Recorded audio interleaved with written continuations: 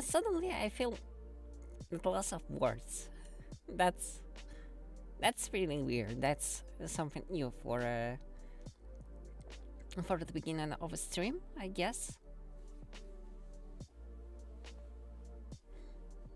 To start the stream and not being able to utter a word, not a single one, but got overcome it somehow. So, hello everyone. Probably watching the recording of the stream. I don't know if everyone is watching right now. Although all the tools are showing that there is no viewers right now. So, anyways, my name is Lyss. I am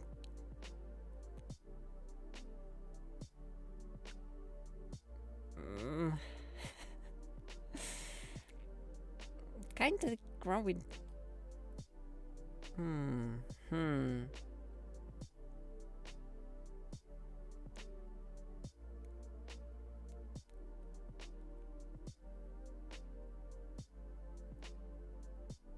hmm yeah hmm hmm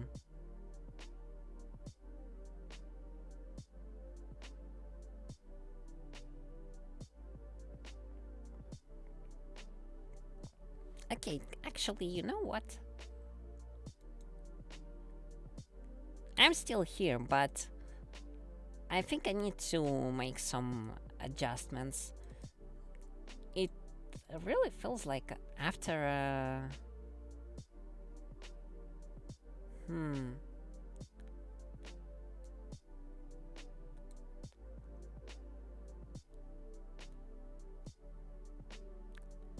it really seems like after an update, some of the settings, especially the ones concerning sensitivity, have changed. They shouldn't have, but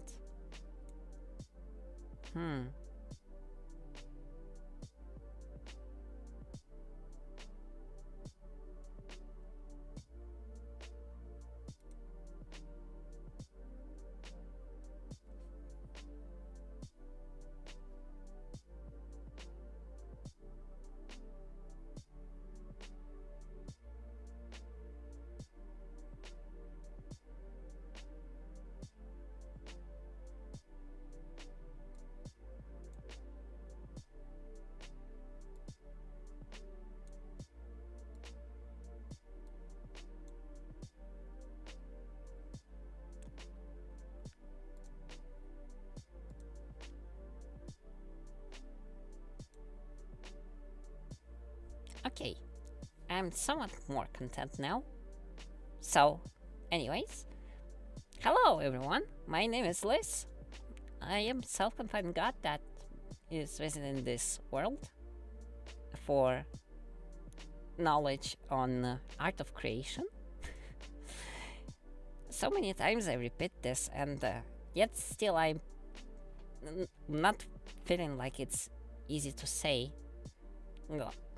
And all the same, I'm starting to grow tired of repeating myself over and over again, although I understand that it is kind of necessary, especially since I have no proper introduction video. So, to explain this stream, in the title it says Artemis Fowl Read-a-Book, Part 4. The reason it is Part 4 is because there are 3 parts pre-ordered to this, recorded and saved on YouTube. So, if you haven't read the book, you are likely to hear some spoilers. The book is pretty close to the end, and I'm hoping to finish it eventually. However, I am still not against the idea to strike a friendly conversation. There's always something to discuss. Also, before I will start reading, maybe I should give like some news about the happenings for this week, as of what's been happening to me. Normally, I would stream like 3 times per week, but this time I decided to stay on with one stream this Saturday. The reason is I was supposed to get a new side job, and it was meant to be well, quite a big impact on my ability to stream and work and basically everything, because from what I was explained, it was a job that requires a lot of time to be spent at. But sadly, the news is I didn't get the job. Well, it's not exactly I didn't get it, but the situation as is a great uncertainty.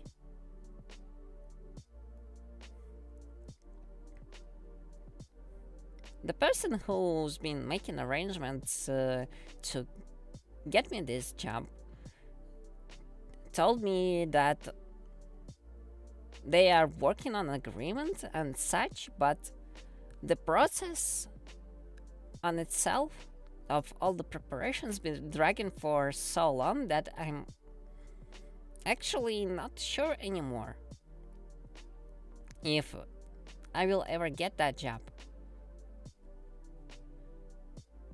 And well,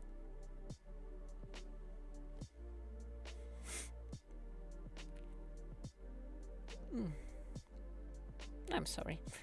Yeah, a lot of time is getting wasted right now, kind of. Another reason why I have decided to not stream as much this week is the release of Endwalker expansion for Final Fantasy XIV. I've been spending a lot of time playing the story of expansion. I'm actually pretty much close to the conclusion of it. So I have nothing but positive things to tell about it. I always loved that game, and yeah, I still do. The story of a new expansion is pretty great in my opinion, and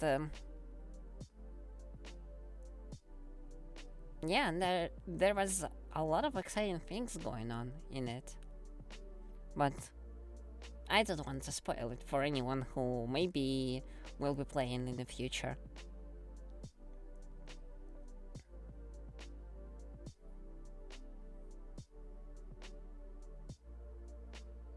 What else can I tell? I'm not sure.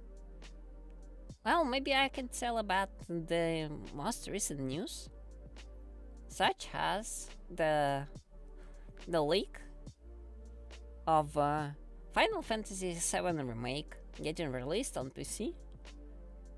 Kinda came true finally, after a long time, almost half a year I guess, since it was leaked. Finally, there was an announcement of the game getting released on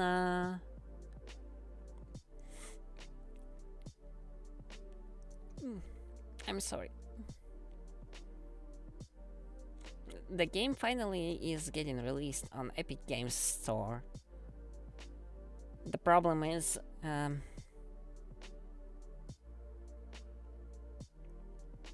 while I would like to play that game, the cost isn't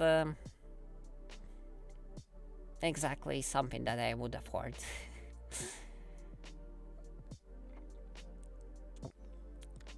So yeah, I guess no Final Fantasy VII. Mm, I'm not playing it for the time being. I'm clearly not going to stream it on release, which is kind of a shame. I wanted to try like pick a brand new game title and see how it would fare to stream it during the time there was like the most of interest about it.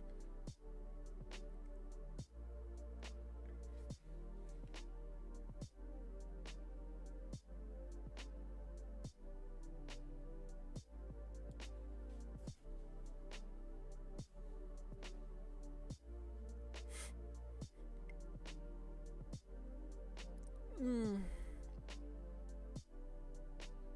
Not feeling so well right now. The stress from not getting a response from a potential new job is kind of wearing me down, making me a bit restless, which in result turns to my sleep schedule getting turned upside down. Normally at this hour I'm wide awake, but instead I'm basically almost falling asleep, which is not exactly to my liking, to be honest. Anyways, I'm kinda out of news at this point, so yes, we will have to get back to the book.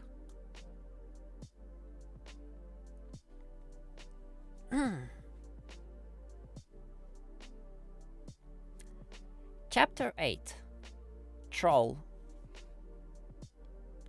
Root leaned forward, roaring into the microphone. Mulch! What's happening? What's your status? Foley was tapping a keyboard furiously. We've lost audio and motion too. Mulch! Talk to me, damn it! I'm running a scan on vitals. Whoa! What? What is it? His herd has gone crazy, beaten like a rabbit. A rabbit? No, wait, it's... What? Breathed the commander, terribly afraid that he already knew. Foley leaned back in his chair. It stopped. His heartbeat has stopped. Are you sure? The monitors don't lie. All vitals have been read through the iris cam. Not a peep. He's gone. Root couldn't believe it. Mulch Diggums, one of life's constants. Gone? It couldn't be true. He did it too, you know, Foley. Recovered a copy of the book, no less. And he confirmed Short was alive. Foley's white brow creased for an instant. It's just that... What? Said Root, suspicion aroused. Well, for a moment there, just before the end, his heart rate seemed abnormally fast. Maybe it was a malfunction. The centaur wasn't convinced. I doubt it. My bugs don't have bugs. What other explanation could there be? You still have visuals, don't you? Yep. Through dead eyes. No doubt about it. Not a spark of electricity in that brain. The camera is running on its own battery. Well, that's it then. No other explanation. Foley nodded. It would seem that way. Unless... no, it's too fantastic. This is Mulch Diggums we're talking about here. Nothing is too fantastic. Foley opened his mouth to voice his incredible theory, but before he could speak, the shuttle's bay door slid open. We have him! Said a triumphant voice. Yes! Agreed a second. Fall has made a mistake! Root swiveled on his chair. It was Argan and Cumulus, the so-called behavioral analysts. Oh, we finally decided to end our retainers, have we? But, unaided by excitement, the professors were not so easily intimidated. Cumulus even had the temerity to wave Root's sarcasm aside. This more than anything else made the commander sit up and take notice. Argon brushed past Foley, pressing a laser disc into the console's player. Artemis Fowl's face appeared as seen through Root's iris cam. "We'll be in touch," said the commander's recorded voice. "Don't worry, I will see myself out." Fowl's face disappeared momentarily as he rose from his chair. Root lifted his gaze in time for the next chilling statement. "You do that. But remember this.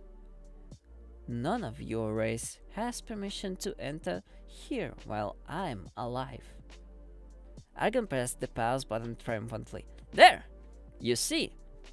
Root's complexion lost any final traces of pallor. "There? There what? What do I see?" Cumulum tooted, as one would at a slow child. A mistake in retrospect. The commander had him by the pointy beard in under a second. "Now," he said, his voice deceptively calm. "Pretend we've pushed for time here and just explain it to me without any attitude or comments." "This human said we couldn't enter while he was alive," squeaked Cumulus. "So?" Argon took up the account. "So, if we can't go in while he's alive," Root drew a sharp breath, "then we go in when he's dead." Cumulus and Argon beamed. "Exactly!" they said in perfect unison. Root scratched his chin. I don't know. We're on shaky ground here legally." "Not at all," argued Cumulus. "It's elementary grammar. The human specifically stated the entry was forbidden as long as he was alive. That's tantamount to an invitation when he's dead." The commander wasn't convinced. "The invitation is implied at best."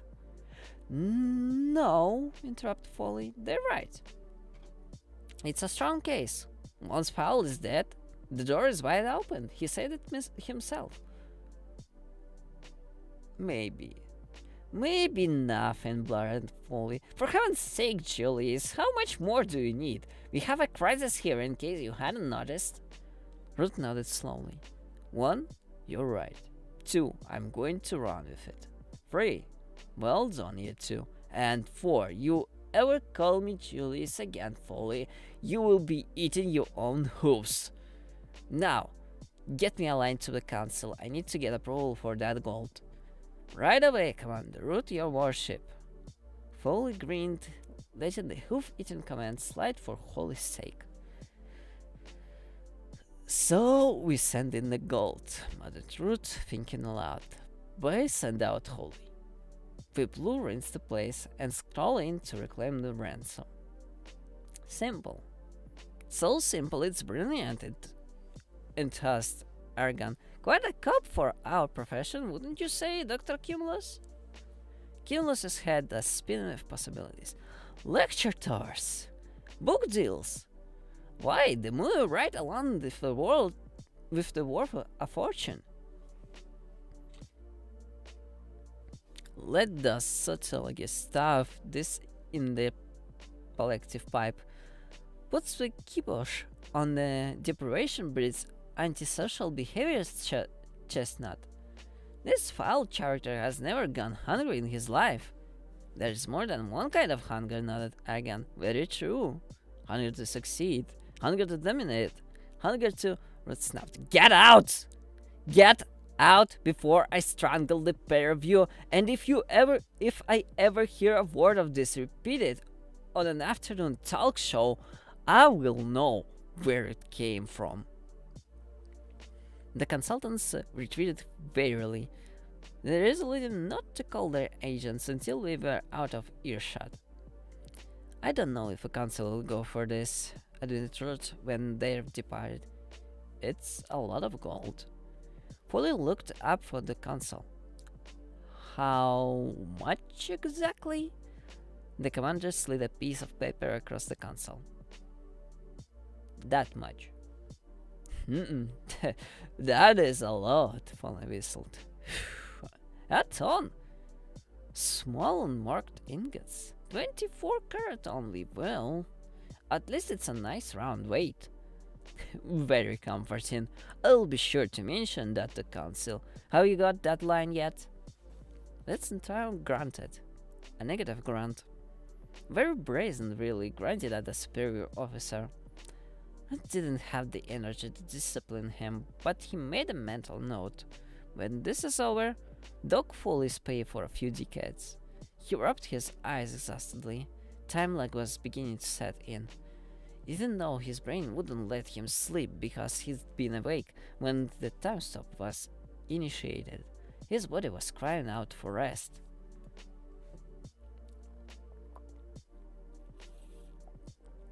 He rose from the chair, swinging the door wide to let in some air. Stale, time-stop air. Not even molecules could escape the time field, much less a human boy. There was activity by the portal. Lots of it.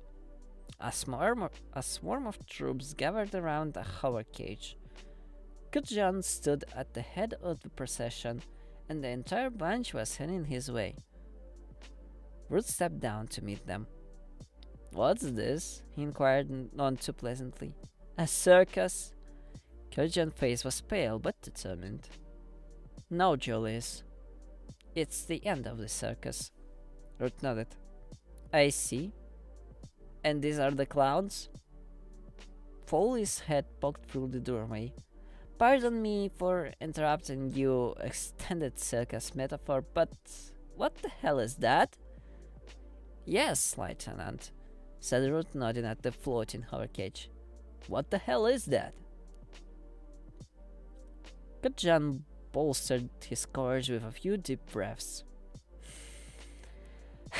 "I've taken a leaf from your book, Julius." "Is that a fact?" "Yes, it is. You opted to send in a lapsed creature, so now I'm going to." Root smiled dangerously. "You don't opt to do anything, Lieutenant, not without my say-so." Kutjan took an unconscious step backwards. "I've been to the council, Julius. I have their full backing." The commander turned to Foley. "Is this true?"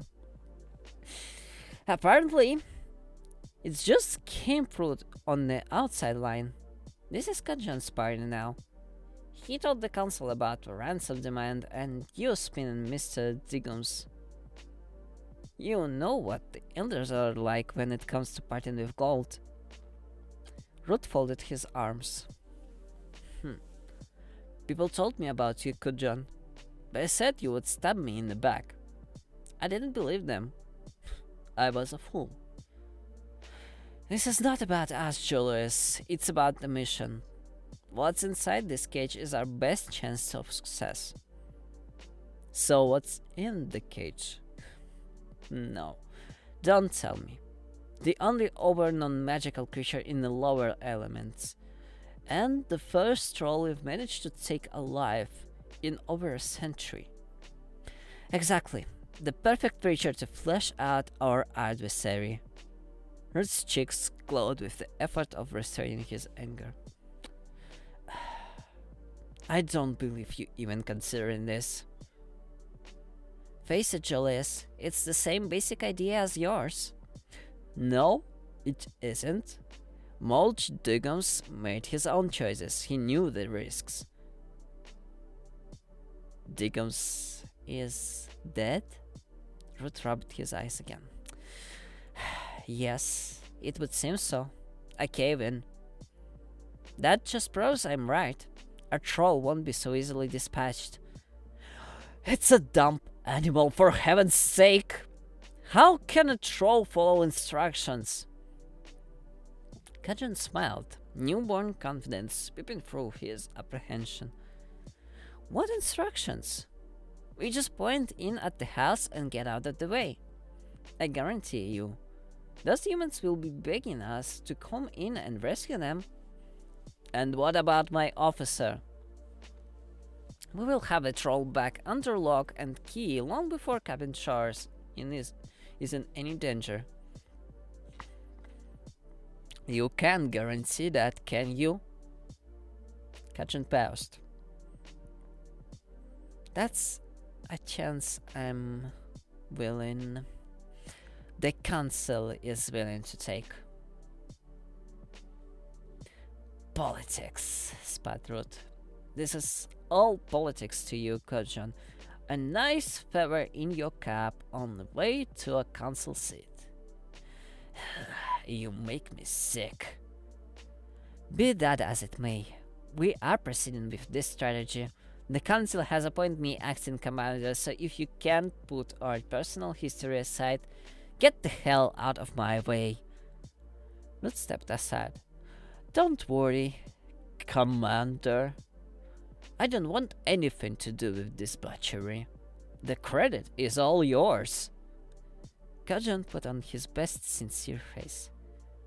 Lyss, despite what you think, I have only the interest of the people at heart. One person in particular, snorted Root. Kajan decided to go for the high moral ground. I don't have to stand here listening to this. Every second talking to you is a second wasted. Root looked him straight in his eyes. That's about 600 years wasted altogether, eh? Friend. Kajan didn't answer. What could he say? Ambitions had a price, and that price was friendship. Kajan turned to his squad, a group of hand-picked sprites loyal only to him. Get the hover cage over to the avenue. We don't green light until I give the word. He brushed past Root, eyes looking anywhere except his Elswith friend. Foley wouldn't let him go without a comment.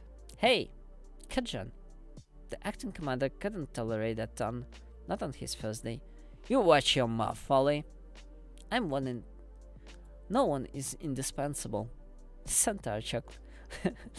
Very true. This is the thing about politics. You get what shot. Kajan was semi-interested in spite of himself. I know if it was me, continued Foley, and I had one chance. Just one chance to book my behind and sit on that console.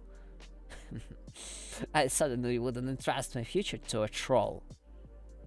And suddenly Kajan's newfound confidence evaporated, replaced by the shiny pallor. He wiped his brow, hurrying after the departing hover cage. See you tomorrow, Foley called after him. You will be taking out my trash. Root laughed, possibly the first time one of Foley's comments had amused him. Good man, Foley, he grinned. Hit that backstabber where it hurts, right in his ambitions. Thanks, Lyss. The grin disappeared faster than a deep-fried pit stuck in the LAP canteen. I've warned you about the Lyss thing, Foley. Now get that outside line open again. I want that all ready when Kajan plan goes RV. Lobby all my supporters on the council. I'm pretty sure Lop's one of mine, and Cartes, possibly Vinyaya. She's always had a thing for me, devilishly attractive as I am. You're joking, of course. I never joke, said Root as he said it with a straight face.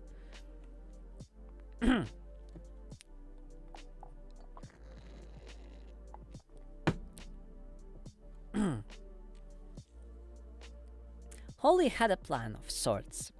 Sneak around shielded, reclaim some fairy weaponry, then cause havoc until Fowl was forced to release her. And if several million Iris pounds worth of property damage happened to ensue, well, that's just a bonus. Holly hadn't felt so good in years. Her eyes blazed with power, and there were sparks sizzling below every centimeter of skin. She had forgotten just how good running had felt. Captain Short felt in control now, on the hunt. This was what she was trained to do. When this affair had started, the advantage had been with the mud people. But now the boot was on the overfoot. She was the hunter and they the prey. Holly scaled the great staircase, ever vigilant for the giant manservant.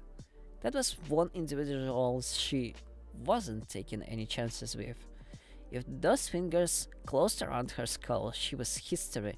Helmet or not, assuming she managed to find the helmet. The vast house was like a mausoleum, without a single sign of life in vaulted rooms. Spooky portraits, though, each one of Fowl's eyes suspicious and glittering. Holly determined to touch them lot of them when she recovered her Neutrina 2000. Vindictive perhaps, but totally justified considering that Artemis Fowl had put her through. She scaled the steps swiftly, following the curve around to the upper landing. A slot of pale light peeled from under the last door on the corridor. Holly placed her palm against the wood, feeling for vibration. Activity all right. Stouting and first steps. Thundering this way. Holly jumped back, flattening herself against the velveteen wallpaper. Not a moment too soon. A hulking shape burst through the doorway and hurled down the corridor, leaving a maelstrom of air currents in his wake. "Joliet!" he shouted, his sister's name hanging in the air long after he had disappeared down the stairs. "Don't worry, Butler," thought Holly. She's having the time of her life glued to WrestleMania. But the open door presented a welcome opportunity. She slipped through before the mechanical arm could close it again. Artemis Fowl was waiting, anti-shields filters cobbled onto his sunglasses. "Good evening, Captain Short," he began, confidence apparently intact. "At the risk of sounding cliched, I've been expecting you." Holly didn't respond, didn't even look her jailer in the eyes. Instead, she utilized her training to scan the room, her gaze resting briefly on each surface. "You are, of course, still bound by the promise made earlier tonight." But Holly wasn't listening. She was sprinting towards a stainless steel workbench bolted to the fore wall. "So basically, our situation hasn't changed. You are still my hostage." Yeah, muttered Holly, running her fingers out the rows of confiscated retrieval equipment. She selected a stealth-coated helmet, slipping it over her pointed ears. The pneumatic pads pumped to cradle her crown. She was safe now. Any thorough commands given by Fowl meant nothing through the reflective visor. A wire mic slotted down automatically. Contact was immediate. On revolting frequencies. Broadcasting on revolting frequencies. "Holly, if you can hear me, take over." Holly recognized Foley's voice. Something familiar in a crazy situation. "Repeat, take cover. Kajan is sitting in a..." "Something I should know?" said Artemis. "Quiet!" hissed Holly, worried by the tone of Foley's usually flippant voice. "I say again, they are sending in a troll to secure your release." Holly startled. Kajan was calling the shots now. Not good news at all. Fowl interrupted again. "It's not polite, you know, ignoring your host." Holly snarled. "Enough is enough." She pulled back her fist, fingers curled in a tight punch. Artemis didn't flinch. Why would he? Butler always intervened before punches landed, but then something caught his eyes. a large figure running down the stairway on the first floor monitor. It was Butler. "That's right, rich boy," said Holly nicely. "You're on your own this time." And before Artemis' eyes had time to widen, Holly put an extra few pounds of spring in her elbow and whacked the abductor right on the nose. "Oof," he said, collapsing onto his rear end. "Oh, yes, that felt good." Holly focused on the voice buzzing in her ear. "We've been feeding a loop on the outside cameras so the human won't see anything come up to the avenue. But it's on the way, trust me. Foley, come in. Holly? Is that you? The one and only. Foley, there is no loop. I can see everything that's going on around here." The cunning little... He must have rebooted the system. The avenue was a hive of fairy activity. Gudgeon was there, hauntingly directing his team of sprites, and in the center of a melee stood a 16-foot-tall hover cage, floating in a cushion of air. The cage was directly before the manor door, and the techies were securing a conchosaur seal to the surrounding wall. When activated, several alloy rods in the seal color would be detonated simultaneously, effectively disintegrating the door. When the dust settled, the troll would have only one way to go, into the manor. Holly checked the hour monitors. Butler had managed to drag Joliet from the cell. May had ascended from the cellar level and were just crossing the lobby, right in the line of fire. "Damn it!" she swore, crossing in the works office. Artemis was propped up on his elbows. "You hit me," he said in disbelief. Holly strapped on a set of hummingbirds. "That's right, Fowl, and there's plenty more where that came from, so stay right there you are if you know what's good for you." For once in his life, Artemis realized that he didn't have a snappy answer. He opened his mouth, waiting for the brain to supply the customary pitch comeback, but nothing arrived. Holly slipped that Nerina 2000 into its holster. "That's right, mud boy. Playtime's over. Time for professionals to take over. If you're a good boy, I will buy you a lollipop when I come back." It was a woefully inadequate response, and then Holly was long gone, soaring beneath the hallway's ancient oak beams. Artemis said, "I don't like lollipops." It was a woefully inadequate response, and Artemis was instantly appalled with himself. Pathetic, really. "I don't like lollipops." No self-respecting criminal mastermind would be caught dead, even using this word. Lollipops.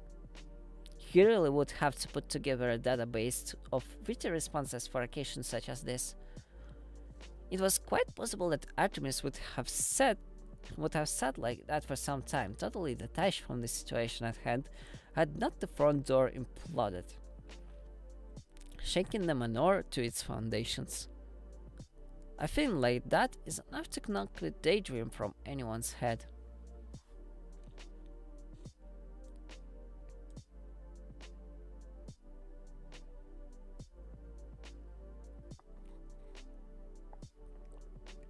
A sprite alighted before Acting Commander Gudgeon. "The collar is in place, sir." Gudgeon nodded. "Are you sure it's tight, Captain? You don't want the troll coming out the wrong way." "Tires and Goblin's wallet. There is not a bubble of air getting through the seal. Tire in the sink worms."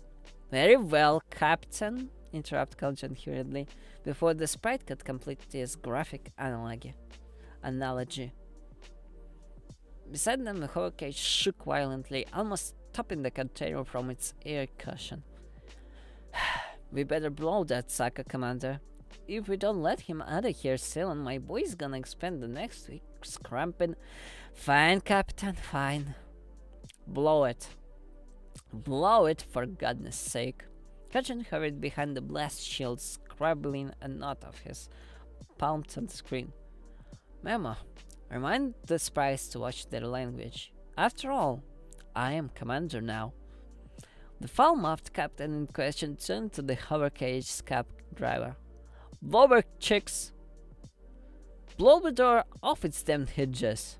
Yes, sir, off its damned hinges. That's a Roger. Cajun winced. There would be a general meeting tomorrow, first thing, but when he would have the commander icon on his lapel. Even a sprite might be less likely to curse with the triple icon logo winking in his face.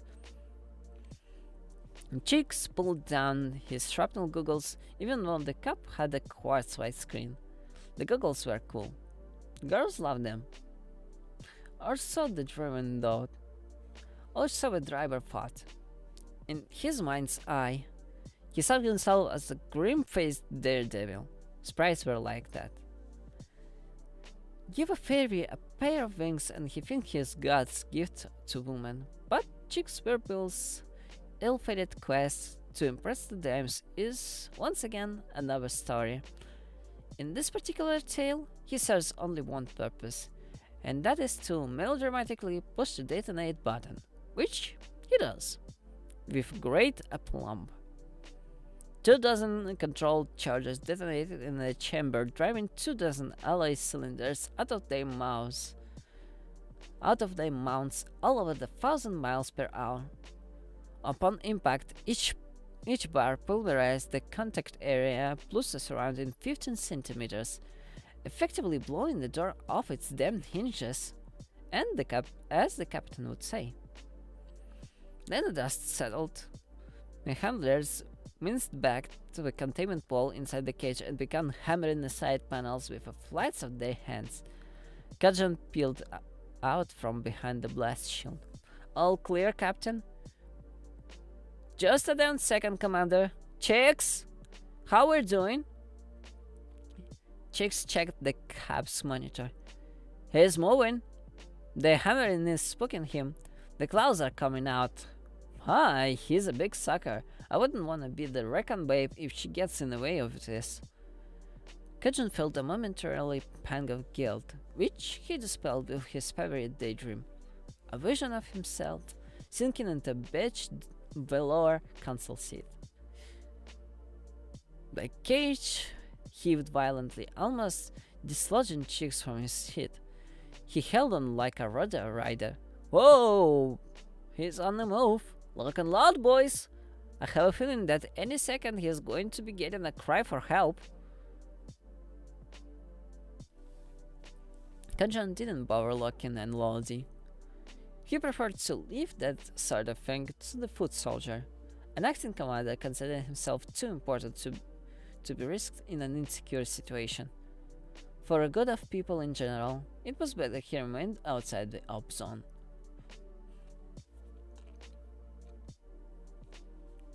Butler took the stairs 4 at a time.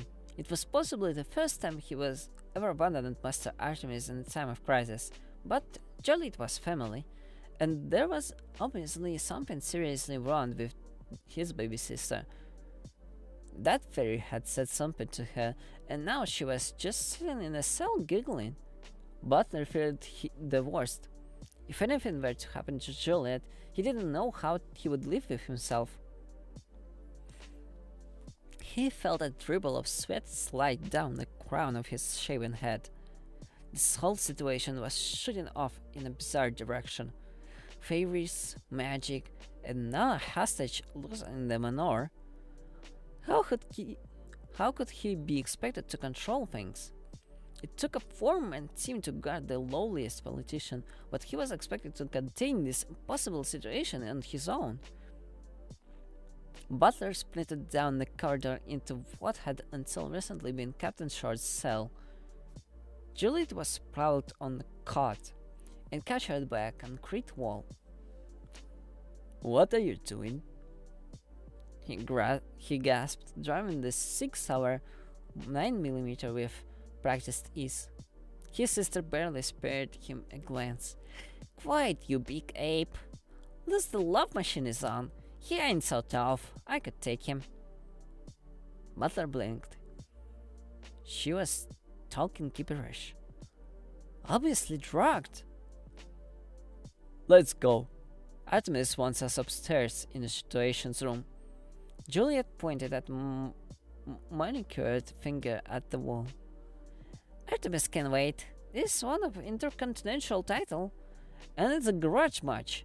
Louis ate the Hogman's pet piggy. The manservant stared at the wall. It was definitely blank. He didn't have time for this. Right, let's go, he growled, slinging his sister over a broad shoulder.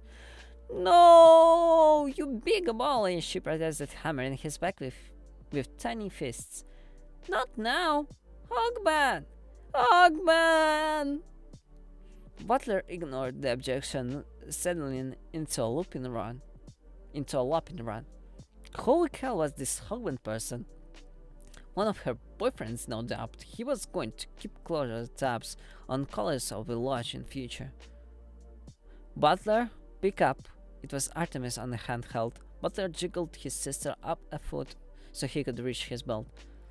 Lollipops, barked his employer. Say again? What you said? I mean, get out of here. Take cover, take cover! Take cover? The military term didn't sound right coming out of Master Artemis' mouth. Like a diamond ring in a lucky bag. Take cover? Yes, Butler, cover. I thought speaking in primal terms would make the quicker road to your cognitive function. Obviously, I was mistaken. That was more like it. Butler scanned the hole for Nuko to duck into. Not much choice. The only shelter was provided by the suits of medieval armor punctuating the walls. The Metzoan ducked into the alcove behind a 14th-century knight complete with lance and mace. Juliet tapped the breastplate. You think you're mean? I could take you with one hand. Quiet, hissed the butler. He held his breath and listened. Someone was approaching the main door. Something big. Butler leaned out far enough to get one eye on the lobby. And you could say that the doorway exploded. But what particular verb doesn't do the action justice? Rather, it shattered into infinitesimal pieces. Butler had seen something like this once before when a first 7 earthquake had ripped through a Colombian drug lord's estate second before he had been scheduled to blow it up. It was slightly different, more localized, very professional. It was classic anti-terrorist tactics. Hit them with smoke and sonics, then go in while the targets were disoriented. Whatever was coming, it would be bad. He was certain of it. He was absolutely right.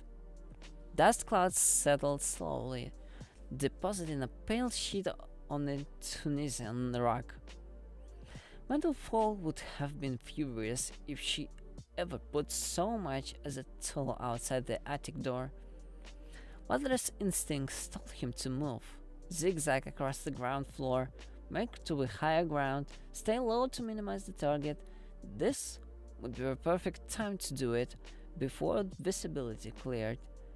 Any seconds now and hail of bullets would be whistling through the archway, and the last place he wanted to be was pinned down on the lower level. And on any other day, Butler would have moved. He would have been halfway up that stairway before his brain had time for second thoughts.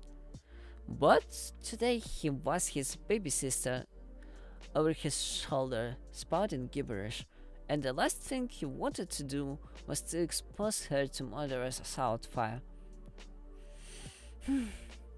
If Juliet in the state she was in, she would probably challenge the fairy commandos to a tag wrestling match. And though his sister took it off, she was just a kid really. No match for trained military personnel, so Butler hung down, propped Juliet against the tapestry behind the suit of armor, ejected his safety catch. Off. Good. Come and get me, fairy boys. Something moved in the dust haze. It was immediately obvious to Butler that something wasn't human. The man shouldn't have been on too many safaris not to recognize an animal when he saw it. He studied the creature's gait. Possibly a simian. Similar upper body structure to an ape, but bigger than any primate Butler had ever seen.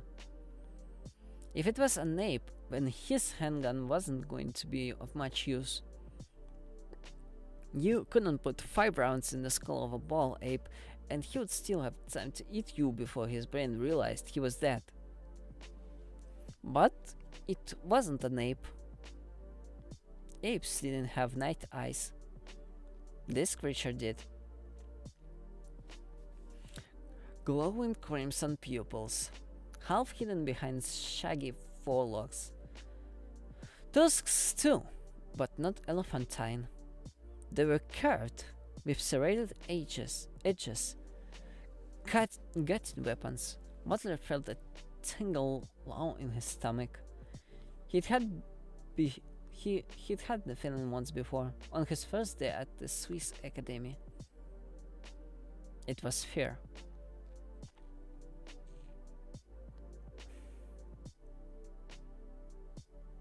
The creature stepped clear of the dust haze. Butler gasped. Again, his first since the academy. It was like no adversary he would ever faced before. The Mansard realized instantly what the fairies had done. They had sent him in a primal hunter. A creature with no interest in magic or rules. A thing that would simply kill anything in its way regardless of species. That was a perfect predator. That much was clear from the meat-ripping points on its teeth, from a dried gore crustled beneath its claws, and from the distilled hatred spilling from its eyes. The troll shambled forward, squinting through the chandelier light. Yellowed claws scraped along the marble tiling, throwing up sparks in the wake. It was sniffing now, snorting curiously breaths, head cocked to one side. Butler had seen that pose before. On the snouts of starved pit bulls, just before the Russian handlers set them loose on a bear hunt. The shaggy head froze, its snout pointing directly at the Butler's hiding place. It was no coincidence. The Medsword picked out between the chainmail fingers of a gauntlet. Now came the stalk. Once a scent had been acquired, the predator would attempt a slow, silent approach before the lightning strike. But apparently the troll had not read the predator's handbook, because it didn't bother with a stealth approach, jumping directly to the lightning strike. Moving faster than Butler would have believed possible, the troll sprang across the lobby, breast in the medieval armor alongside a foot, as though if there a shop mannequin. Jolly blinked. Oh, it's Bigfoot Bob, Canadian champion 1998. I thought you were in the address looking for your relatives. Butler didn't bother to correct her. His sister wasn't lucid. At least she would die happily. While his brain was contemplating his morbid observation, Butler's gun hand was coming up. He squeezed the trigger, and rapidly as the 6-hour mechanism would allow. 2 in the chest, 3 between the eyes.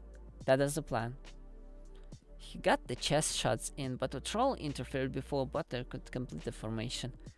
The interference took the form of siphon tusks that ducked below Butler's guard.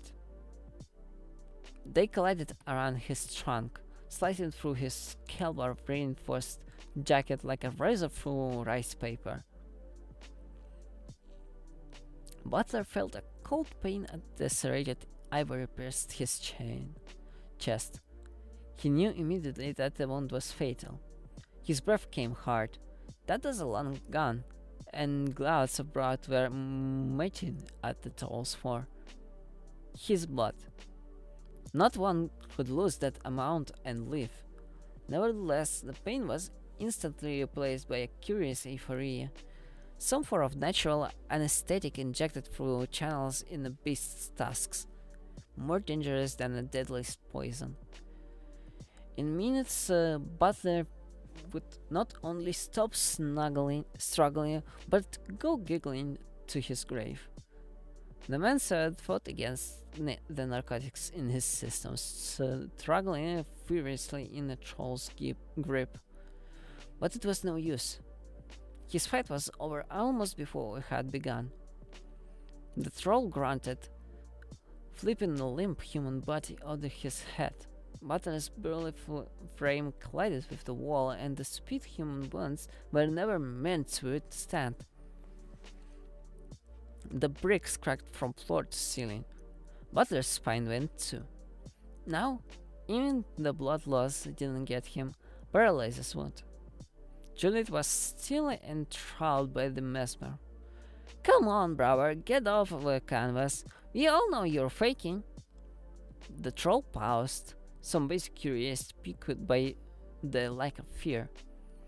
He would have suspected a trick if he could have formulated such a complicated thought, but in the end, appetite won out. The creature smelled flesh, fresh and tender. Flesh from above ground was different, laced with surface smells. Once you've had open-air meal, it's hard to go back. The troll ran a tongue over its incisors and reached out a shaggy hand. And I guess I will be ending the stream at this point. While I'm personally quite disappointed because it's been only 1 hour of me streaming, I'm actually feeling very dizzy right now. I'm not sure what is causing this exhaustion.